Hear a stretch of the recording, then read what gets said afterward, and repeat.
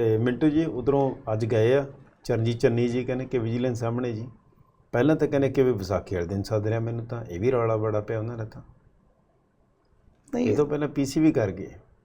ਬਿਲਕੁਲ ਪੀਸੀ ਦੇ ਵਿੱਚ ਕੱਲ੍ਹ ਵੀ ਕੀਤੀ ਸੀਗੀ ਉਹਨਾਂ ਨੇ ਪੀਸੀ। ਹਾਂਜੀ ਹਾਂਜੀ, ਕੱਲ੍ਹ ਵੀ ਕੀਤੀ। ਕੱਲ੍ਹ ਵੀ ਪੀਸੀ ਬੜੀ ਜ਼ਬਰਦਸਤ ਕੀਤੀ ਉਹਨਾਂ ਨੇ। ਉਹ ਕੁਝ ਸਵਾਲ ਚੁੱਕੇ ਉਹਨਾਂ ਨੇ ਕਿ ਚੈੱਕ ਯਾਰ ਤੁਸੀਂ ਮੇਰੇ ਵਾਲਾ ਚੈੱਕ ਹੀ ਫੇਰ ਉਹ ਚੈੱਕ ਵੀ ਨਹੀਂ ਕਹਿੰਦੇ ਫਟਾ ਜਿਹਾ ਫੜਾ ਦਿੱਤਾ ਅਤੇ ਹਾਲੇ ਤੱਕ ਟਰਸਟ ਦੇ ਖਾਤੇ 'ਚੋਂ ਲੱਗਾ ਵੀ ਨਹੀਂ ਹੈ ਜੀ। ਫਿਰ ਉਹਨਾਂ ਨੇ ਕੁਛ ਮਤਲਬ ਕਿ ਭਾਈਚਾਰਾ ਜਿਹੜਾ ਐਸੀ ਭਾਈਚਾਰਾ ਉਹਦੇ ਵਾਸਤੇ ਉਹ ਕਹਿੰਦੇ ਕਿ ਜੋ ਮੈਂ ਸਕੀਮਾਂ ਐਲਾਨੀਆਂ ਸੀਗੀਆਂ ਉਹ ਤੁਸੀਂ ਬੰਦ ਕਿਉਂ ਕੀਤੀਆਂ। ਸਭ ਤੋਂ ਵੱਡਾ ਸਵਾਲ ਕੀਤਾ ਸੀਗਾ ਅਰਵਿੰਦ ਕੇਜਰੀਵਾਲ ਹੋਰਾਂ 'ਤੇ ਕਿ ਹੁਣ ਤੁਸੀਂ ਐਸੀ ਭਾਈਚਾਰੇ ਦਾ ਬੰਦਾ ਬਣਾਓ ਡਿਪਟੀ ਸੀਐਮ, ਕਿਉਂ ਨਹੀਂ ਜੀ ਬਣਾ ਰਹੇ। ਉਹ ਕਹਿੰਦੇ ਕਿ ਮੈਂ 18,500 ਮੁਆਵਜ਼ਾ ਦਿੱਤਾ ਸੀ, ਤੁਸੀਂ ਦੇ ਕੇ ਦਿਖਾਓ। ਫਿਰ ਜਥੇਦਾਰ ਸਾਹਿਬ ਵਾਲਾ ਮੁੱਦਾ ਚੁੱਕ ਲਿਆ। ਤਾਂ ਜਦੋਂ ਕੱਲ੍ਹ ਇਸ ਤਰ੍ਹਾਂ ਦੇ ਮੁੱਦੇ ਚੁੱਕੇ, ਜਲੰਧਰ ਜ਼ਿਮਨੀ ਚੋਣ ਦੇ ਨਾਲ ਇਹਨਾਂ ਮੁੱਦਿਆਂ ਦਾ ਬੜਾ ਤਗੜਾ ਵਾਸਤਾ ਸੀਗਾ, ਖਾਸ ਤੌਰ 'ਤੇ ਲਤੀਫਪੁਰ ਵਾਲਾ ਮਸਲਾ। ਚੰਨੀ ਸਾਹਿਬ ਕਹਿੰਦੇ ਕਿ ਯਾਰ ਮੈਂ ਤਾਂ ਸਕੀਮ ਲੈ ਕੇ ਆਇਆ ਸੀਗਾ ਕਿ ਘਰ ਬਣਾ ਕੇ ਦੇਵਾਂਗੇ, ਤੁਸੀਂ ਬਣੇ ਹੋਏ ਘਰ ਵੀ ਢਾਹ ਦਿੱਤੇ ਗਰੀਬਾਂ ਦੇ। ਬਸ ਵੱਜੀ ਠਾ ਕਰਕੇ ਗੱਲ ਦਿਲ 'ਤੇ ਲੱਗੀ ਹੈ, ਦੁੱਖ ਇਹੋ ਮਾਰਦਾ ਜੀ ਜੀ। ਉਹ ਫਿਰ ਗੱਲ ਦਿਲ 'ਤੇ ਲੱਗੀ ਅਤੇ ਇਹਨਾਂ ਨੇ ਆਖਿਆ ਕਿ ਕੋਈ ਗੱਲ ਨਹੀਂ।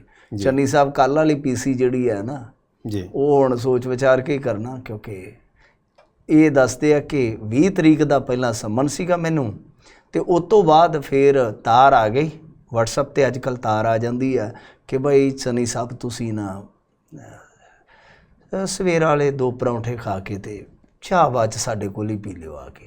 ਹੋ ਸਕਦਾ ਨਿਰਣੇ ਕਾਲਜੇ ਵੱਜਿਆ ਹੋਵੇ ਠਾ ਕਰਕੇ ਮੈਸੇਜ। ਚਲੋ ਨਿਰਣੇ ਕਾਲਜੇ ਹੋ ਸਕਦਾ ਜੀ, ਪਰ ਵਾਕਿਆ ਇਹ ਗੱਲ ਸੋਚਣ ਵਾਲੀ ਹੈ ਕਿ ਵਿਸਾਖੀ ਦਾ ਮੌਕਾ ਹੈ, ਉੱਧਰ ਅੱਜ ਅੰਬੇਦਕਰ ਜੀ ਦਾ ਜਨਮ ਦਿਨ ਆ, ਤਾਂ ਉਸ ਮੌਕੇ 'ਤੇ ਚਲੋ ਕੱਲ੍ਹ ਨੂੰ ਸੱਦ ਲਓ, ਤੁਸੀਂ ਇੱਕ ਦਿਨ ਲੇਟ ਸੱਦ ਲਓ। ਕੀ ਆਖਰ ਆ ਚੱਲੀ ਸੀਗੀ ਮਾਨ ਸਾਹਿਬ, ਚੰਨੀ ਸਾਹਿਬ ਬਾਹਰ ਸੀਗੇ US ਦੇ ਵਿੱਚ, ਉੱਥੋਂ ਇੱਥੇ ਆਏ ਨੇ, ਫਿਰ ਜਾਣਾ ਸੀਗਾ, ਕਹਿੰਦੇ ਕਿ ਮੈਂ ਨਹੀਂ ਜਾ ਰਿਹਾ। ਕੋਈ ਵੀ ਵਿਅਕਤੀ ਤੁਹਾਡੇ ਕੋਲ ਹੈ, ਮੈਂ ਨਹੀਂ ਕਹਿੰਦਾ ਕਿ ਕੋਈ ਵਿਦਾਗ ਹੈ ਜਾਂ ਦਾਗੀ ਆ, ਉੱਥੇ ਚਲੋ ਤੁਸੀਂ ਜਾਂਚ ਪੜਤਾਲ ਕਰਵਾਓ ਔਰ ਹੋਣੀ ਚਾਹੀਦੀ ਹੈ। ਮੈਂ ਕਹਿੰਦਾ ਕਿ ਦੇਖੋ ਮਾਨ ਸਾਹਿਬ, ਇਸ ਤਰ੍ਹਾਂ ਦਾ ਸਿਸਟਮ ਹੋਣਾ ਚਾਹੀਦਾ ਕਿ ਹਰੇਕ 5 ਸਾਲਾਂ ਬਾਅਦ ਹਰੇਕ ਦੀ ਹੋਵੇ ਜੀ। ਇਹ ਜਿੰਨੇ 117 ਨੇ ਇਹਨਾਂ ਸਾਰਿਆਂ ਦੀ ਹੋਵੇ ਕਿ ਬਈ ਤੁਸੀਂ ਜਨਤਾ ਤੋਂ 5 ਸਾਲ ਖਾਧਾ ਹੈ, ਹੁਣ ਉਹ ਖਾਧੇ ਪੀਤੇ ਦਾ ਹਿਸਾਬ ਦੇ ਕੇ ਤੇ ਘਰ ਨੂੰ ਜਾਓ। ਜਿਹੜਾ ਵੀ ਹਾਰ ਗਿਆ, ਕੋਈ ਜਿਹੜਾ ਜਿੱਤ ਗਿਆ ਉਹਦਾ ਵੀ ਹਿਸਾਬ ਹੋ ਜਾਵੇ। ਇਹਦੇ 'ਚ ਭੱਜਣ ਦੀ ਜ਼ਰੂਰਤ ਨਹੀਂ ਹੈ, ਰੋਣ ਕਰਲਾਉਣ ਦੀ ਜ਼ਰੂਰਤ ਨਹੀਂ ਹੈ। ਜੇ ਤੁਸੀਂ ਇਮਾਨਦਾਰ ਹੋ, ਸਹੀ ਸਲਾਮਤ ਤੁਹਾਡਾ ਕੰਮ ਕਰ ਰਿਹਾ, ਤਾਂ ਫਿਰ ਤੁਸੀਂ ਵੱਜੋ ਹਿੱਕ ਦੇ ਵਿੱਚ, ਕੋਈ ਚੱਕਰ ਨਹੀਂ ਹੈਗਾ ਜੀ। ਇਹ ਹੋਣਾ ਚਾਹੀਦਾ। ਮੈਂ ਇਹਦੇ ਵਿੱਚ ਸਰਕਾਰ ਦੇ ਨਾਲ ਆ ਕਿ ਬਈ ਜਿਹੜਾ ਜਨਤਾ ਦਾ ਨੁਮਾਇੰਦਾ ਹੈ, ਜਿੰਨੇ 5 ਸਾਲ ਜਨਤਾ ਦੇ ਪੈਸੇ ਦਾ ਉਪਭੋਗ ਕੀਤਾ ਹੈ, ਤਾਂ ਕੋਈ ਵੱਡੀ ਗੱਲ ਨਹੀਂ ਹੈ ਜੇ ਉਹਦੇ ਤੋਂ ਪੁੱਛ ਗਿੱਛ ਹੋ ਜਾਏਗੀ ਕਿ ਪ੍ਰਾਪਰਟੀ ਕਿੰਨੀ ਹੈ, ਬਈ ਕਿੱਥੋਂ ਬਣੀ, ਕਿਹੜੇ ਸਾਧਨ ਵਸੀਲੇ, ਕੋਈ ਆਖਰ ਨਹੀਂ ਆਉਂਦੀ ਜੀ, ਕਿਉਂਕਿ ਉਹਨਾਂ ਨੇ ਸਰਕਾਰੀ ਪੈਸਾ ਇਸਤੇਮਾਲ ਕੀਤਾ ਹੈ ਜੀ। ਤਾਂ ਸਰਕਾਰੀ ਪੈਸੇ ਦਾ ਹਿਸਾਬ ਕਿਤਾਬ ਹੋ ਜਾਵੇ, ਉਹ ਕੋਈ ਚੱਕਰ ਨਹੀਂ। ਪਰ ਤੁਸੀਂ 1-2 ਦਿਨ ਲੇਟ ਸੱਦ ਲਓ ਯਾਰ, ਕਿਉਂ ਇਹ ਸਾਰਾ ਕੁਛ ਕਰ ਰਹੇ ਹੋ ਤੁਸੀਂ। ਯਾਨੀ ਵੀ ਮਤਲਬ ਕਿ ਇਹਨਾਂ ਦੇ ਖਿਲਾਫ ਜਦੋਂ ਵੀ ਕੋਈ ਆਵਾਜ਼ ਉੱਠਦੀ ਹੈ ਨਾ, ਮੈਨੂੰ ਇਉਂ ਲੱਗਦਾ ਕਿ ਇਹਨਾਂ ਦੇ ਅੰਦਰ ਨਾ ਉਹ ਜਿੱਦਾਂ ਕਹਿ ਲਈਏ ਕਿ ਕੁਰਬਲ ਹੋਣ ਲੱਗ ਪੈਂਦੀ ਹੈ ਕਿ ਬੋਲ ਕਿਉਂ ਪਿਆ। ਮੈਨੂੰ ਤਾਂ ਲੱਗਦਾ ਕਿ ਇਹਨਾਂ ਦੇ ਕੋਲ ਮੱਛੀ ਜੀ ਫੜਨ ਵਾਲੇ ਉਹ ਕੁੰਡੀ ਹੋਵੇ ਅਤੇ ਲੰਮੀ ਉਹ ਨਾਲ ਧਾਗੀ ਜੀ ਬੰਨੀ ਹੋਵੇ ਨਾ, ਇਹ ਦੂਰੋਂ ਸੁੱਟ ਕੇ ਤੇ ਅਗਲੇ ਬੰਦੇ ਦੀ ਜ਼ੁਬਾਨ ਖਿੱਚ ਲੈਣ। ਖਰੇ ਕੀ ਪਤਾ ਜਿੱਥੇ ਸੱਦਿਆ ਉੱਥੇ ਵੀ ਕਹਿੰਦੇ ਇਹਨੂੰ ਬੋਲਣਾ ਨਹੀਂ, ਬਈ ਚੇਪੀ ਬੈਠਾ ਰਹੇ। ਇਹ ਵੀ ਹੋ ਸਕਦਾ, ਅੰਦਰ ਦੀ ਗੱਲ ਤੇ ਆਪਾਂ ਨੂੰ ਨਹੀਂ ਪਤਾ ਮਾਨ ਸਾਹਿਬ। ਉੱਥੇ ਤੇ ਚਲੋ ਹੋ ਸਕਦਾ ਜ਼ਿਆਦਾ ਹੀ ਬੁਲਾਉਣ ਜੀ, ਕਿਉਂਕਿ ਸਵਾਲ ਬਹੁਤ ਸਾਰੇ ਹੋ ਸਕਦੇ। ਤਾਂ ਮੇਰੇ ਕਹਿਣ ਦਾ ਮਤਲਬ ਹੈ ਕਿ ਕਿੱਡੀ ਕੋ ਆਖਰ ਆ ਗਈ ਜੀ, ਤੁਸੀਂ ਆ ਜਿਹੜਾ ਵਰਾ ਤਿਉਹਾਰ ਆ ਕੋਈ ਇਹ ਲੰਘਾ ਲਓ, ਇੱਕ ਦਿਨ ਲੇਟ ਸੱਦ ਲਓ, ਕਿੱਡੀ ਕੋ ਗੱਲ ਸੀ। ਜਦੋਂ ਸਰਕਾਰੀ ਛੁੱਟੀ ਹੈ ਸਾਰੇ ਕਿਤੇ ਤਾਂ। ਅਤੇ ਇਸੇ ਕਰਕੇ ਚਰਨਜੀਤ ਸਿੰਘ ਚੰਨੀ ਹੋਰਾਂ ਨੇ ਜਾਣ ਤੋਂ ਪਹਿਲਾਂ ਅੱਜ ਇੱਕ ਪ੍ਰੈਸ ਕਾਨਫਰੰਸ ਕੀਤੀ, ਜਿਹਨੂੰ ਤੁਸੀਂ ਸੁਣਿਆ ਹੋਵੇਗਾ। ਉਹਨਾਂ ਨੇ ਇੱਥੇ ਕਾਫੀ ਇਮੋਸ਼ਨਲ ਟੱਚ ਦੇ ਵਿੱਚ ਆਪਣੀ ਤਕਰੀਰ ਕੀਤੀ ਹੈ। ਕੁਛ ਫੈਕਟਸ ਰੱਖੇ ਨੇ, ਕੁਛ ਜਾਇਦਾਦ ਮੁਤਲਕ ਜਿਹੜਾ ਤੁਸੀਂ ਸਵਾਲ ਸ਼ੁਰੂ 'ਚ ਕੀਤਾ, ਉਹਦੇ ਵੱਲ ਵੀ ਆਪਾਂ ਜਾਂਦੇ ਹਾਂ। ਤਾਂ ਉਹਨਾਂ ਨੇ ਵਾਰ-ਵਾਰ ਕਿਹਾ ਕਿ ਤੁਹਾਡੇ ਕੋਲੋਂ 3 ਮਹੀਨੇ ਗਰੀਬ ਦਾ, ਜੇ ਗਰੀਬ ਘਰ ਦਾ ਜਾਇਆ ਮੁੱਖ ਮੰਤਰੀ ਬਣ ਗਿਆ, ਤੇ ਜਰਿਆ ਨਹੀਂ ਜਾ ਰਿਹਾ ਤੁਹਾਡੇ ਕੋਲੋਂ। ਜੀ ਇਹ ਸਾਰੀਆਂ ਗੱਲਾਂ ਜਿਹੜੀਆਂ ਨੇ ਉਹ ਜਜ਼ਬਾਤੀ ਨੇ, ਭਾਵਨਾਤਮਕ ਨੇ। ਤੁਸੀਂ ਇੱਕ ਚੀਜ਼ ਦੇਖੋਗੇ ਕਿ ਬੇਸ਼ੱਕ ਚਲੋ ਜਿਹੜੇ ਪੋਲੀਟੀਸ਼ੀਅਨ ਹੁੰਦੇ ਨੇ ਇਹਨਾਂ ਦੀ ਸਫਾਈ ਕੋਈ ਨਹੀਂ ਦੇ ਸਕਦਾ, ਇਹਨਾਂ ਦੀ ਗਰੰਟੀ ਕੋਈ ਨਹੀਂ ਦੇ ਸਕਦਾ, ਪਰ ਚਰਨਜੀਤ ਸਿੰਘ ਚੰਨੀ ਦੇ ਨਾਲ ਕਈ ਵਾਰ ਇਹ ਚੀਜ਼ ਜੁੜ ਜਾਂਦੀ ਹੈ ਕਿ ਅਸਲ ਦੇ ਵਿੱਚ ਇਹਨਾਂ ਨੂੰ ਟਰੋਲ ਜ਼ਿਆਦਾ ਕੀਤਾ ਜਾਂਦਾ ਹੈ, ਜਾਂ ਇਹਨਾਂ ਨੂੰ ਡਿਫੇਮ ਜ਼ਿਆਦਾ ਕੀਤਾ ਜਾਂਦਾ ਹੈ, ਜਾਂ ਇਹਨਾਂ ਦੀ ਚਰਚਾ ਹੋਰ ਵਧੇਰੇ ਇਸ ਕਰਕੇ ਕੀਤੀ ਜਾਂਦੀ ਹੈ ਕਿਉਂਕਿ ਗਰੀਬ ਕਰਦੇ ਜਾਏ ਸਨ। ਜੀ ਮੈਂ ਕਹਿੰਦਾ ਕਿ ਐਸਾ ਕੁਝ ਨਹੀਂ ਹੋਣਾ ਚਾਹੀਦਾ, ਨਾ ਹੀ ਕਿਸੇ ਨੂੰ ਇਸ ਤਰ੍ਹਾਂ ਕੋਈ ਵਿਕਟਮ ਕਾਰਡ ਖੇਡਣਾ ਚਾਹੀਦਾ ਹੈ। ਜੇ ਤੁਸੀਂ ਸਹੀ ਹੋ ਤਾਂ ਤੁਸੀਂ ਆਪਣਾ ਵਹੀ ਖਾਤਾ ਲਿਜਾ ਕੇ ਰੱਖੋ ਟੇਬਲ ਤੇ ਕਿ ਬਾਈ ਮਿੱਤਰ ਆ ਚੱਕੋ ਸਾਡਾ ਵਹੀ ਖਾਤਾ। ਨਾ ਬਦਲਾਖੋਰੀ ਹੋਣੀ ਚਾਹੀਦੀ ਹੈ ਤੇ ਨਾ ਹੀ ਫਿਰ ਮਤਲਬ ਕਿ ਦੂਸਰੇ ਪਾਸਿਓਂ ਕਾਰਡ ਖੇਡਿਆ ਜਾਣਾ ਚਾਹੀਦਾ ਹੈ, ਚਾਹੇ ਉਹ ਜ਼ਾਤੀ ਕਾਰਡ ਹੋਵੇ, ਚਾਹੇ ਵਿਕਟਮ ਕਾਰਡ ਹੋਵੇ, ਚਾਹੇ ਸਿਆਸੀ ਕਾਰਡ ਹੋਵੇ, ਕਿ ਹਾਂ ਇਹ ਹਿਸਾਬ ਕਿਤਾਬ ਤੇ ਹਰੇਕ ਨੂੰ ਦੇਣਾ ਚਾਹੀਦਾ ਹੈ। 5 ਸਾਲਾਂ ਬਾਅਦ ਜੇ ਮਾਨ ਸਾਹਿਬ ਚੱਲੇ ਤਾਂ ਮਾਨ ਸਾਹਿਬ ਨੂੰ ਵੀ ਰੋਕ ਲਓ, ਇਹਨਾਂ ਦਾ ਵੀ ਲੈ ਲਓ ਹਿਸਾਬ ਕਿਤਾਬ, ਜਾਂ ਦੇ ਕੇ ਜਾਓ ਹਿਸਾਬ ਕਿਤਾਬ। ਹਾਂਜੀ ਦੇ ਇਹ ਹੋਣਾ ਚਾਹੀਦਾ, ਕਿਉਂ ਨਹੀਂ ਭਾਈ, ਹਰੇਕ ਦਾ ਹੋਣਾ ਚਾਹੀਦਾ ਹਿਸਾਬ ਕਿਤਾਬ। ਪਰ ਹਿਸਾਬ ਕਿਤਾਬ ਤੇ ਤੁਹਾਡੇ ਉਲਟ ਨੇ ਨਾ। ਤੁਹਾਡਾ ਇੱਕ MLA ਸਰਾਰੀ, ਕੱਲ ਉਹਦਾ ਮਾਮਲਾ ਐਕਸ ਪਾਰਟੀ ਐਲਾਨਿਆ ਗਿਆ ਕੋਰਟ ਦੇ ਵਿੱਚ, ਪੇਸ਼ ਨਹੀਂ ਹੋਇਆ। 10,94,000 ਕੁਛ ਇਸ ਤਰ੍ਹਾਂ ਦੀ ਰਕਮ ਸੀਗੀ ਜਿਹੜੀ ਉਹ ਦੇਣਦਾਰੀ ਸੀਗੀ, ਕੇਸ ਕੀਤਾ ਅਗਲਿਆਂ ਨੇ, ਪੇਸ਼ ਹੀ ਨਹੀਂ ਹੋਇਆ। MLA ਕੀ ਤੁਹਾਨੂੰ ਅਦਾਲਤ ਤੇ ਯਕੀਨ ਹੀ ਹੈ ਨਹੀਂ, ਜਾਂ ਤੁਸੀਂ ਅਦਾਲਤ ਨੂੰ ਕੁਛ ਮੰਨਦੇ ਹੀ ਨਹੀਂ? ਤੁਹਾਡੇ ਤੇ ਮਿਨਿਸਟਰਾਂ ਤੱਕ ਦੀਆਂ ਜ਼ਮਾਨਤਾਂ ਸੁੱਟੀਆਂ ਕੋਰਟ ਨੇ ਕਿਉਂਕਿ ਪੇਸ਼ ਨਹੀਂ ਸੀ ਹੋ ਰਿਹਾ। ਤੁਸੀਂ ਕਾਨੂੰਨ ਨੂੰ ਕਿਸ ਅੱਖ ਨਾਲ ਦੇਖਦੇ ਹੋ? ਇਹ ਵੀ ਇੱਕ ਵੱਡਾ ਸਵਾਲ ਹੈ। ਤੁਹਾਡੇ 'ਚ ਕਿੰਨਾ ਕੋਈ ਅਖਲਾਕ ਹੈ, ਕਿੰਨੀ ਕੋਈ ਨੈਤਿਕਤਾ ਹੈ, ਉਹ ਵੀ ਵੇਖਣ ਤੇ ਪਰਖਣ ਦੀ ਜ਼ਰੂਰਤ ਹੈ ਨਾ। ਐਕਸ ਪਾਰਟੀ ਐਲਾਨਿਆ ਕੱਲ੍ਹ ਕੇਸ ਜੀ, ਹੁਣ ਉਹਦੇ 'ਚ ਅਗਲੀ ਕਾਰਵਾਈ ਜਿਹੜੀ ਸ਼ਾਇਦ ਮਈ 'ਚ ਸ਼ੁਰੂ ਹੋਏਗੀ। ਵੀ ਮਤਲਬ ਕਿ ਤੁਸੀਂ ਆਪਣੇ ਪੱਧਰ ਤੇ ਵੀ ਮਿਸਾਲਾਂ ਕਾਇਮ ਕਰੋ ਨਾ। ਬਿਲਕੁਲ ਅਸੀਂ ਇਸ ਮਾਮਲੇ 'ਚ ਤੁਹਾਡੇ ਨਾਲ ਹਾਂ ਕਿ ਜਿਸ ਨੇ ਜਨਤਾ ਦੇ ਪੱਲਿਓਂ 5 ਸਾਲ ਐਸ਼ ਕੀਤੀ ਆ, ਹਿਸਾਬ ਹੋ ਜਾਵੇ, ਉਹਦੇ 'ਚ ਕੋਈ ਦਿੱਕਤ ਪਰੇਸ਼ਾਨੀ ਨਹੀਂ ਹੋਣੀ ਚਾਹੀਦੀ। ਕਾਹਦਾ ਡਰ ਆ? ਪਰ ਉਹਦੇ ਬਹਾਨੇ ਕਿਸੇ ਨੂੰ ਐਵੇਂ ਨਜਾਇਜ਼ ਤੰਗ ਉਹ ਵੀ ਨਹੀਂ ਹੋਣਾ ਚਾਹੀਦਾ। ਹਾਂਜੀ, ਆਪਾਂ ਜਾਇਦਾਦ ਵਾਲੇ ਪਾਸੇ ਵੀ ਆਏ, ਤੁਸੀਂ ਕੋਈ ਕਮੈਂਟ ਲੈਣਾ ਹੋਵੇ? ਬਾਕੀ ਇਹਨਾਂ ਗੱਲ ਕਿ ਜਦੋਂ ਇੱਕ ਅਫਸਰ ਆ ਜਿਹੜਾ ਉਹ ਹੈਂਡਓਵਰ ਕਰਕੇ ਅੰਦਰ ਸਾਰਾ ਰਿਕਾਰਡ ਦੂਜੇ ਨੂੰ ਕੋਈ ਛੋਟਾ ਕਰਮਚਾਰੀ ਦੇ ਕੇ ਜਾਂਦਾ, ਤਾਂ ਫਿਰ ਬਾਈ ਤੁਹਾਡੇ ਵੀ ਫਰਜ਼ ਬਣਦਾ ਕਿ ਬਾਈ ਆ ਲਓ ਹਿਸਾਬ ਕਿਤਾਬ, ਜੇ ਕੋਈ ਪੜਤਾਲ ਕਰਨੀ ਤਾਂ ਕਰ ਲਓ, ਅਸੀਂ ਬੈਠੇ ਹਾਂ। ਜੀ ਬਿਲਕੁਲ ਬਿਲਕੁਲ ਦਰੁਸਤ ਹੈ ਕਿ ਤੁਸੀਂ ਜਾਂਚ ਪੜਤਾਲ ਦੇ ਵਿੱਚ ਸਹਿਯੋਗ ਕਰੋ ਕਿ ਹਾਂ ਬਾਈ ਜੋ ਵੀ ਆ ਸਾਡਾ ਸਾਰਾ ਕੁਛ ਤੁਹਾਡੇ ਸਾਹਮਣੇ ਹੈ। ਜੀ ਜੀ ਜੀ ਜੀ ਬਿਲਕੁਲ ਬਿਲਕੁਲ ਜੀ। ਤੇ ਇਧਰੋਂ ਜਰਾ ਲਲਿਤ ਜੀ ਕਹਿ ਰਿਹਾ ਜੀ, ਕਹਿੰਦੇ ਕਿ 1 ਰੁਪਏ ਵਾਲੇ MLA ਦਾ ਵੀ ਹਿਸਾਬ ਕਿਤਾਬ ਲਓ ਜੀ, ਵੱਡੀ ਗੱਡੀ ਚੱਕੀ ਫਿਰਦੇ ਨੇ ਜੀ, ਤੇ ਵੱਡਾ ਘਰ ਆਪਣਾ ਕਿਰਾਏ ਤੇ ਹੈ ਜੀ, ਉਹ ਸੈਲਰੀ 1 ਰੁਪਏ ਲੈਂਦੇ ਆ ਜੀ, ਫਿਰ ਕਿੱਥੋਂ ਦਾ ਜੀ? ਤੇ ਦੇਖੋ ਬਈ ਤਾਂ ਫਿਰ ਪੜਤਾਲ ਕਰਨੀ ਚਾਹੀਦੀ ਜੇ ਹੈ ਕਿਸੇ ਕੋਲ ਤਾਂ ਜ਼ਿਆਦਾ। 5 ਸਾਲਾਂ ਬਾਅਦ ਇਹਨਾਂ ਦਾ ਵੀ ਮੈਂ ਤਾਂ ਕਹਿ ਰਿਹਾ ਕਿ ਵਹੀ ਖਾਤਾ ਫੋਲਣਾ ਚਾਹੀਦਾ ਹੈ, ਚਾਹੇ ਰਿਪੀਟ ਹੋਣ ਤੇ ਚਾਹੇ ਚਲੇ ਜਾਣ, ਰਿਪੀਟ ਹੋਣ ਚਾਹੇ ਡਿਫੀਟ ਹੋਣ ਜੀ, ਤਾਂ ਵਹੀ ਖਾਤਾ ਸਾਰਿਆਂ ਦਾ ਫੋਲਿਆ ਜਾਣਾ ਚਾਹੀਦਾ ਜੀ ਜੀ। ਮਿੱਤਰਾ ਦੱਸ ਜੀ 1 ਰੁਪਈਆ ਕਿਹੜੀ 1 ਰੁਪਈਆ ਸੈਲਰੀ? ਇਹ ਬੜੇ ਇਹਨਾਂ ਦੇ ਬੰਦੇ ਜਿਹੜੇ ਨੇ ਉਹ ਨਾਟਕਬਾਜ਼ ਨੇ। ਕਦੇ ਸਾਈਕਲ ਤੇ, ਮੈਨੂੰ ਅੱਜ ਵੀ ਯਾਦ ਹੈ ਚੀਮਾ ਸਾਹਿਬ, ਅੱਗੇ ਵੀ ਦੱਸੀ ਹੋਣੀ ਸ਼ਾਇਦ ਤੁਹਾਨੂੰ ਗੱਲ, ਚੀਮਾ ਸਾਹਿਬ ਜਦੋਂ ਪਹਿਲੀ ਵਾਰਾਂ ਜਿੱਤੇ ਨੇ ਇਹ ਬੱਸ ਤੇ ਚੜ੍ਹ ਕੇ ਗਏ ਸਨ ਅਸੈਂਬਲੀ 'ਚ, ਯਾਦ ਹੈ ਤੁਹਾਨੂੰ? ਬਿਲਕੁਲ। ਹੱਥ ਪਾਇਆ ਤੇ ਉਹ ਕੁੰਡੇ ਨੂੰ ਹੱਥ ਘੁੱਟ ਕੇ ਗੱਡੀ ਨੂੰ ਪਾਇਆ। ਬਈ ਮੈਂ ਆਖਿਆ ਬੱਲੇ ਬੱਲੇ ਕ੍ਰਾਂਤੀ ਹੋ ਗਈ ਆ ਸੱਚੀ। ਮੈਂ ਤਾਂ ਉਛਲ ਕੇ ਟੈਲੀਵਿਜ਼ਨ ਦੇ ਅੱਗੇ ਨਾ ਮੈਂ ਬੁੜਕ ਕੇ ਵੱਜਿਆ ਚਵਾਨੀ ਦੀ ਗੇਂਦ ਵਾਂਗੂ। ਮੈਂ ਖਾਲਾ ਵੀ ਕ੍ਰਾਂਤੀ ਹੋ ਗਈ ਪੰਜਾਬ 'ਚ। ਕਿਹੜੀ ਕ੍ਰਾਂਤੀ ਹੋਣੀ ਸੀ? ਕ੍ਰਾਂਤੀ ਦੇ ਹਿਰਦੇ 'ਚ ਸ਼ਾਂਤੀ ਹੋ ਗਈ। ਮੁੜ ਕੇ ਛੋਟੀਆਂ ਗੱਡੀਆਂ ਸਾਬੜਦਾਨੀਆਂ ਜਾਂਦੇ ਸੀ ਕਿ ਉਹ ਚੱਲੇ ਅਸੀਂ। ਬਾਅਦ 4 ਮਹੀਨਿਆਂ ਬਾਅਦ ਰੌਲਾ ਪਾ ਲਿਆ, ਕਹਿੰਦੇ ਕਿ ਨੋਵਾ ਠੀਕ ਦਿਓ ਸਾਨੂੰ, ਥੋੜੇ ਨੇ ਜੰਪ ਨਹੀਂ ਆਉਂਦੇ ਵਧੀਆ, ਇਹਦੇ ਸ਼ਾਂ ਕਰਦੇ ਆਵਾਜ਼ ਆਉਂਦੀ ਹੈ। ਮਤਲਬ ਕਿ ਜਦੋਂ ਇਹ ਨਵੀਆਂ ਨੋਵਾ ਦਿਓ। ਮੈਂ ਕਿਹਾ ਲਓ ਜੀ ਕ੍ਰਾਂਤੀ ਦੇ ਮਨ 'ਚ ਸਦਾ ਲਈ ਸ਼ਾਂਤੀ ਹੋ ਗਈ ਹੈ। ਤੇ ਜਿਹੜੇ ਵਿਚਾਰੇ ਇਹਨਾਂ ਦੇ MLA ਦੀ ਸੁਣਵਾਈ ਨਹੀਂ ਨਾ ਹੁੰਦੀ, ਇਹਨੇ ਸਾਈਕਲ ਖਿੱਚਿਆ, ਬੱਲੇ ਬੱਲੇ ਬੱਲੇ ਖਿੱਚੀ ਜਾਵੇ ਸਾਈਕਲ। ਮੈਂ ਕਿਹਾ ਵੀ ਵਾਹ ਬਈ ਵਾਹ, ਹੁਣ ਫੇਰ ਕ੍ਰਾਂਤੀ ਹੋ ਗਈ ਹੈ। ਉਹ ਐਸਾ 90 ਦੇ ਵਿੱਚੋਂ ਸੁਣੀ ਦੇ ਆ, ਤੇ ਹੁਣ ਕ੍ਰਾਂਤੀ ਜਿਹੜੀ ਆ ਉਹ ਬਿਲਕੁਲ ਬਰਫ਼ 'ਚ ਲੱਗੀ ਪਈ ਆ। ਕਿਹੜਾ ਹੁਣ ਸਾਈਕਲ ਆ, ਹੁਣ ਚੜ੍ਹੇ ਫਿਰਦੇ, ਕੋਈ ਫਾਰਚੂਨਰ 'ਤੇ ਚੜ੍ਹਿਆ ਫਿਰਦਾ ਹੈ, ਕੋਈ BMW 'ਤੇ ਚੜ੍ਹਿਆ ਫਿਰਦਾ ਹੈ। ਉਹ ਇੱਕ ਇਹਨਾਂ ਦਾ ਵਿਧਾਇਕ, ਉਹ ਜਿਹੜਾ ਲੁਧਿਆਣੇ ਵਾਲਾ ਗੋਗੀ ਹੈ ਸ਼ਾਇਦ ਉਹਦਾ ਨਾਮ ਜੀ, ਉਹ ਭਿੰਡੀ ਜੀ ਭਜਾਈ ਫਿਰੇ ਕੰਪੇਨ 'ਚ ਸਕੂਟੀ, ਜਦੋਂ ਜਿੱਤ ਗਿਆ ਤੇ ਲੰਬਰਗਿਨੀ ਲਈ ਫਿਰੇ। ਉਹਨੂੰ ਘੇਰਿਆ ਪੱਤਰ, ਉਹ ਯਾਰ ਕਮਾਲ ਹੋ ਗਈ, ਮੁੰਡੇ ਦੀ ਹੈ। ਕਹਿੰਦਾ ਯਾਰ ਮੁੰਡੇ ਦੀ ਜੇ ਮੈਂ ਚਲਾ ਲਈ ਤੇ ਦੱਸੋ ਕੀ ਤੇ ਸੰਗਰੂਰ ਵਾਲੀ ਬੀਬੀ ਮੈਨੂੰ ਲੱਗਦਾ ਕਾਗਜ਼ ਤੋਂ ਭਰਨ ਤੋਂ ਬਾਅਦ ਉਹ ਮੈਨੂੰ ਲੱਗਦਾ ਸਕੂਟੀ ਘਰੇ ਹੀ ਲਾਤੀ, ਪਤਾ ਨਹੀਂ ਜਿਹਦੀ ਸੀਗੀ ਉਹਨਾਂ ਨੂੰ ਕਹਿਤਾ ਲੈ ਜਾਓ ਬਸ। ਬੀਬੀ ਭਰਾਜ, ਹਾਂਜੀ ਹਾਂਜੀ ਹਾਂਜੀ, ਬਸ ਹੁਣ ਉਹ ਸਕੂਟੀ ਉਹ ਬੰਦ ਹੋ ਗਈ, ਸਕੂਟੀ 'ਚ ਮੁੱਕ ਗਏ ਤੇਲ ਹੁਣ। ਤੇ ਕਈਆਂ ਨੇ ਵਿਚਾਰਿਆਂ ਦੀ ਸੁਣਵਾਈ ਨਹੀਂ ਹੁੰਦੀ, ਉਹਨਾਂ ਕੋਲ ਟੁੱਟ ਗਈਆਂ ਗੱਡੀਆਂ ਸੀ, ਉਹਨਾਂ ਦੀ ਰਿਪੇਅਰ ਪੂਰ ਕਰਾਈ ਨਹੀਂ, ਕਿ ਵਿਚਾਰੇ ਮੋੜ ਹੀ ਆਏ ਨਰੀਆਂ, ਕਹਿੰਦੇ ਯਾਰ ਰਾਜ ਖੜ ਜਾਣਗੇ, ਛੱਡੋ ਪਰੇ ਯਾਰ। ਇਹੋ ਜਿਹੇ ਵੀ ਲੱਭੇ ਹੋਣਗੇ ਤੁਹਾਨੂੰ। ਸਹੀ ਹੈ, ਸਹੀ ਹੈ, ਸਹੀ ਗੱਲ ਆ। ਤਾਂ ਉਹ ਵੀ ਹੈਗੇ ਨੇ ਇਹਨਾਂ ਦੇ ਵਿੱਚ ਜਿਨ੍ਹਾਂ ਨੇ ਆਪਣੀਆਂ ਨਵੀਆਂ ਗੱਡੀਆਂ ਘਰੋਂ ਤੜਵਾ ਲਈਆਂ ਤੇ ਹੁਣ ਚੁੱਪ ਕਰਕੇ ਬੈਠੇ ਢਿੱਲੇ ਜਿਹੇ ਬੁੱਲ ਕਰਕੇ, ਤੇ ਨਾਲ ਦੀ ਵੀ ਹੁਣ ਮਾਰ ਕੇ ਨਿਉਰਾ ਜਿਹਾ ਪੁੱਛਦੀ ਹੈ, ਹਾਂ ਕਿੱਦਾਂ, ਖੈਰ ਹੈ, ਸੁੱਖ ਹੈ? ਜੀ ਜੀ ਜੀ, ਬਿਲਕੁਲ ਬਿਲਕੁਲ ਜੀ। ਤੇ ਇੱਧਰੋਂ ਆਪਾਂ ਮਿੰਟੂ ਜੀ ਫਿਰ ਥੋੜ੍ਹਾ ਅੱਗੇ ਨੂੰ ਚੱਲ ਗਏ ਜੀ, ਕਿ ਚੰਨੀ ਸਾਹਿਬ ਵਾਕਈ ਸੱਚ ਬੋਲਦੇ ਨੇਗੇ, ਜਿਹੜੀ ਪ੍ਰਾਪਰਟੀ ਨੂੰ ਲੈ ਕੇ ਉਹ ਕਹਿ ਰਹੇ ਨੇ, ਕਹਿੰਦੇ ਕਿ ਮੇਰੇ ਕੋਲ ਤਾਂ ਬਾਈ ਹੈ ਹੀ ਕੱਖ ਨਹੀਂ, ਤੇ ਮਾਨ ਸਾਹਿਬ ਕਹਿੰਦੇ ਕਿ ਬਾਈ ਤਾਂ ਕਰੋੜਪਤੀ ਨੇਗੇ। ਨਹੀਂ, ਅਰਬਪਤੀ ਕਿਹਾ ਸੀਗਾ ਸ਼ਾਇਦ ਜੀ। ਦੇਖੋ ਇਹ ਇੱਕ ਕਹਿ ਲਓ ਕਿ ਆਪਸ ਦੇ ਵਿੱਚ ਵਿਰੋਧਾਭਾਸ ਹੈ। ਮਾਨ ਸਾਹਿਬ ਨੇ ਇਹ ਗੱਲ ਜਿਹੜੀ ਕਹੀ ਸੀ ਉਹ ਬਤੌਰ ਮੁੱਖ ਮੰਤਰੀ ਨਹੀਂ ਸੀ ਕਹੀ, ਇਹ ਗੱਲ ਉਦੋਂ ਕਹੀ ਸੀ ਜਦੋਂ ਇਹ ਕੰਪੇਨ 'ਚ ਸਨ ਸਾਰੇ ਜੀ, ਉਦੋਂ ਕਾਗਜ਼ ਭਰੇ ਗਏ ਸਨ, ਯਾਨੀ ਐਂਡ ਜੇ ਤੇ ਮਾਨ ਸਾਹਿਬ ਨੇ ਇਹ ਗੱਲ ਕਹੀ ਸੀਗੀ, ਕਿਉਂਕਿ ਰਾਹੁਲ ਗਾਂਧੀ ਨੇ ਕਿਹਾ ਸੀਗਾ ਕਿ ਬਈ ਚੰਨੀ ਸਾਹਿਬ ਜਿਹੜੇ ਆ ਉਹ ਗਰੀਬ ਨੇ। ਇਹਨਾਂ ਨੇ ਫਿਰ ਮਜ਼ਾਕ ਉਡਾਇਆ ਸੀਗਾ ਕਿ ਚੰਨੀ ਸਾਹਿਬ ਨੇ ਜਿਹੜਾ ਹਲਫਨਾਮਾ ਦਾਖਲ ਕੀਤਾ ਹੈ, ਕਾਗਜ਼ ਭਰੇ ਆ, ਉਹਦੇ ਵਿੱਚ ਖੁਦ ਆਖਿਆ ਕਿ 170 ਕਰੋੜ ਰੁਪਈਏ ਦੀ ਮੇਰੇ ਕੋਲ ਜਾਇਦਾਦ ਆ ਜੀ।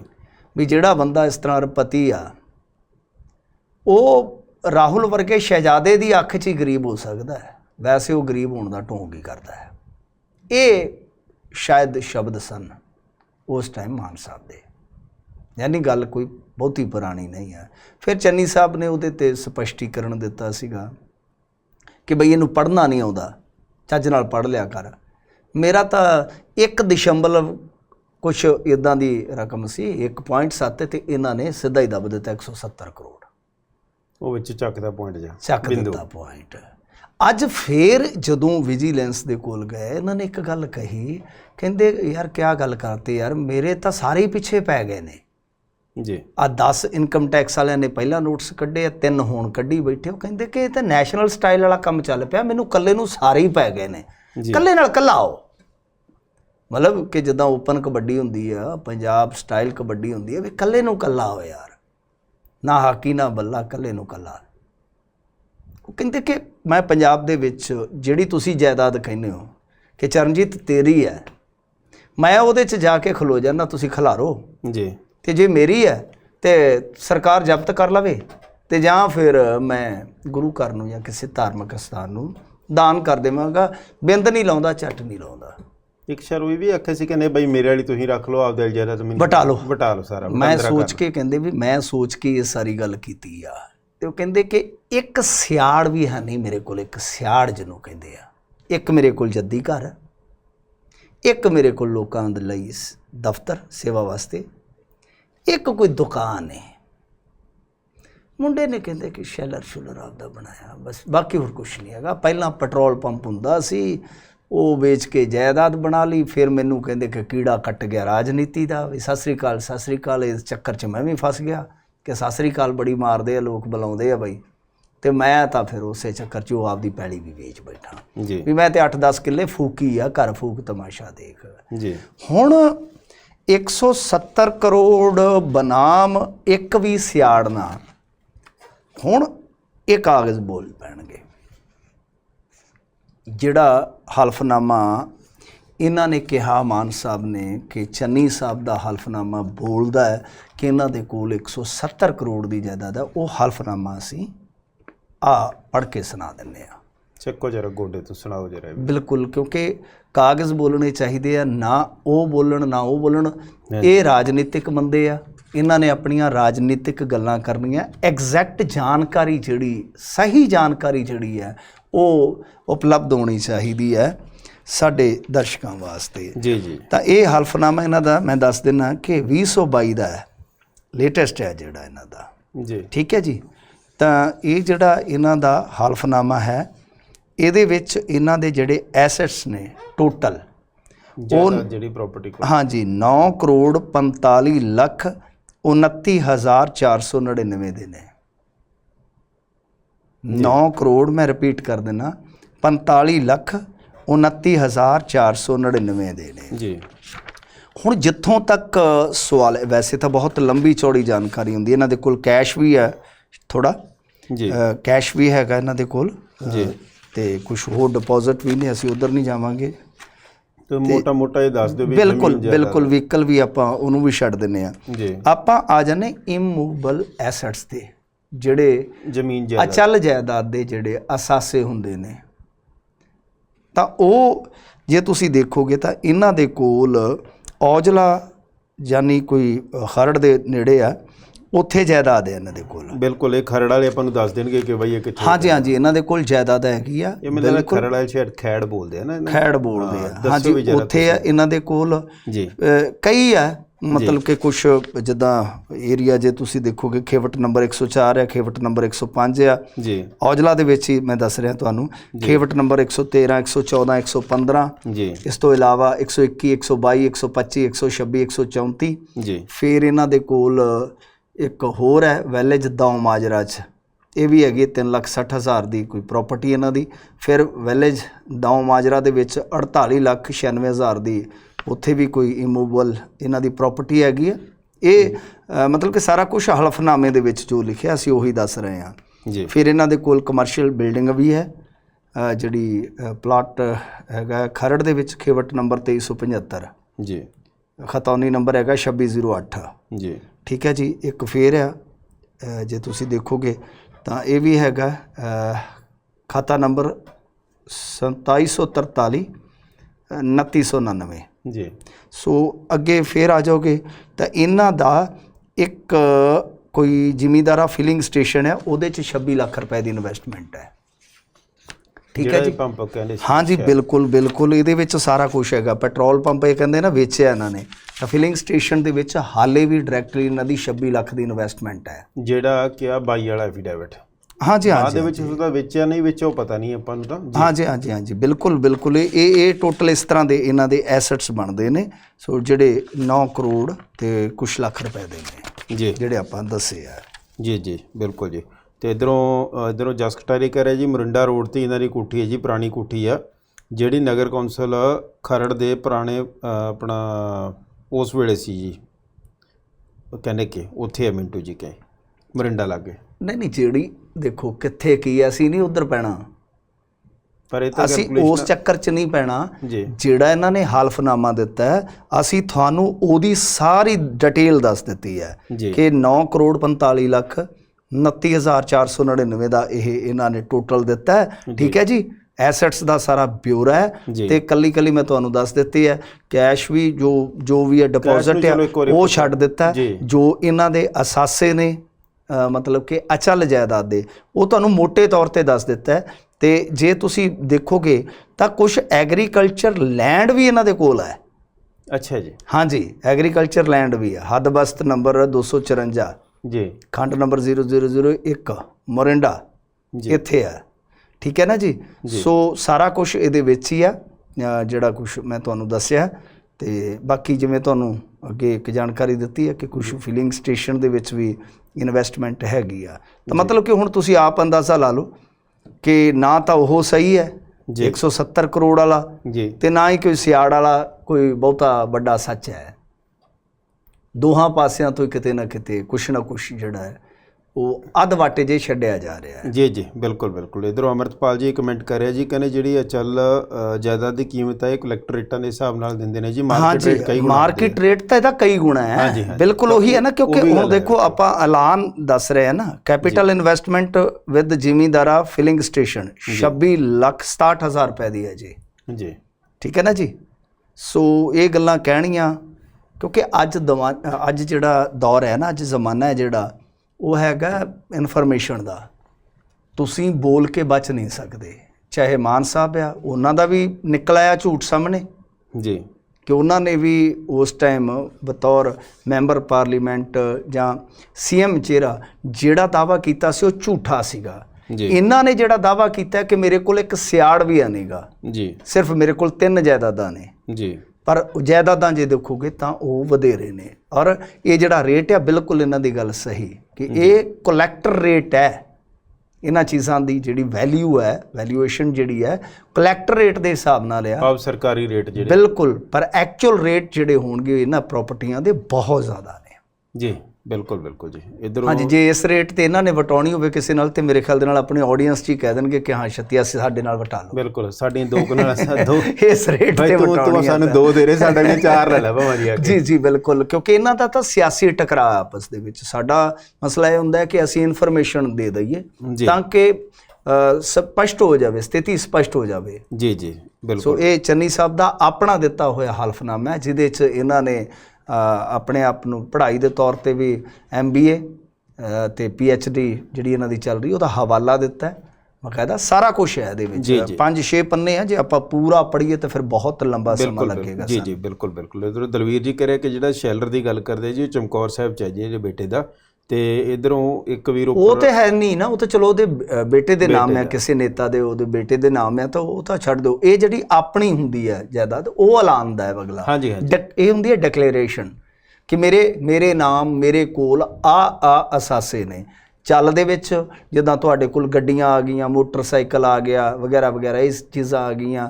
ਤੇ ਚੱਲ ਦੇ ਵਿੱਚ ਜੀ ਆ ਜਿਹੜੀਆਂ ਚੀਜ਼ਾਂ ਚੱਲ ਨਹੀਂ ਸਕਦੀਆਂ, ਤੁਹਾਡੇ ਕੋਲ ਕਮਰਸ਼ੀਅਲ ਕੋਈ ਬਿਲਡਿੰਗ ਹੈ, ਤੁਹਾਡੇ ਕੋਲ ਇਹਨਾਂ ਕੋਲ ਕਮਰਸ਼ੀਅਲੀ ਬਿਲਡਿੰਗ ਵੀ ਹੈ, ਫਿਲਿੰਗ ਸਟੇਸ਼ਨ ਦੇ ਵਿੱਚ ਵੀ ਇਨਵੈਸਟਮੈਂਟ ਆ, ਐਗਰੀਕਲਚਰ ਲੈਂਡ ਵੀ ਹੈਗੀ ਆ। ਸੋ ਸਿਆੜ ਹੈ ਨਹੀਂ ਮੇਰੇ ਕੋਲ, ਉਹ ਟੁੱਟ ਕੇ ਇਹਨਾਂ ਦਾ ਬਿਲਕੁਲ ਕਹਿ ਸਕਦੇ ਹੋ ਤੁਸੀਂ ਇੱਕ ਰਾਜਨੀਤਿਕ ਸਟੇਟਮੈਂਟ ਆ, ਹੋਰ ਕੁਛ ਨਹੀਂ ਹੈ। ਜੀ ਬਿਲਕੁਲ ਜੀ। ਇੱਧਰੋਂ ਰਵਦੀਪ ਸਿੰਘ ਇਹ ਕਰੇ ਕਿ ਚੰਨੀ ਸਾਹਿਬ ਨੇ ਜਿਹੜਾ ਜੀ ਘੜੂਆਂ ਸੀ ਨਗਰ ਆਪਣਾ ਨਗਰ ਕੌਂਸਲਾਂ ਦੀ ਘੜੂਆਂ, ਤਾਂ ਉਹਨੂੰ ਮਤਲਬ ਇਹਨਾਂ ਨੇ ਨਗਰ ਕੌਂਸਲ ਬਣਾਇਆ ਸੀਗਾ। ਉੱਥੇ ਵੀ ਕਹਿੰਦੇ ਕਿ ਇਹਨਾਂ ਨੇ ਫਿਰ ਕਾਫੀ ਪ੍ਰਾਪਰਟੀ ਇਨਵੈਸਟ ਕੀਤੀ। ਤਾਂ ਬਾਈ ਇਹ ਤਾਂ ਹੁਣ ਤੁਸੀਂ ਦੱਸ ਸਕਦੇ ਜੇ ਤੁਸੀਂ ਉਸ ਏਰੀਏ ਦੇ ਹੋ ਤਾਂ ਇਨਵੈਸਟਮੈਂਟ ਦੇਖੋ ਕਿਸੇ ਦੇ ਥਰੂ ਹੋਈ ਹੈ, ਤਾਂ ਉਹ ਤਾਂ ਆਪਾਂ ਹੁਣ ਨਹੀਂ ਉਹਦਾ ਕੋਈ ਦਾਅਵਾ ਕਰ ਸਕਦੇ ਕਿ ਕਿਹਦਾ ਕੀ ਹੈ ਹਿਸਾਬ ਕਿਤਾਬ। ਇਹ ਤਾਂ ਸਿਰਫ ਆਪਾਂ ਜਿਹੜਾ ਉਹਨਾਂ ਵੱਲੋਂ ਚੋਣ ਕਮਿਸ਼ਨ ਨੂੰ ਦਿੱਤਾ ਗਿਆ ਹਲਫਨਾਮਾ ਹੈ ਉਹਦੇ ਆਧਾਰ ਤੇ ਜਾਣਕਾਰੀ ਦਿੱਤੀ ਹੈ ਕਿ ਤੁਸੀਂ ਦੋਵੇਂ ਸੱਚਾ ਉਹ ਵੀ ਨਹੀਂ, ਝੂਠਾ ਤੁਸੀਂ ਵੀ ਨਹੀਂ।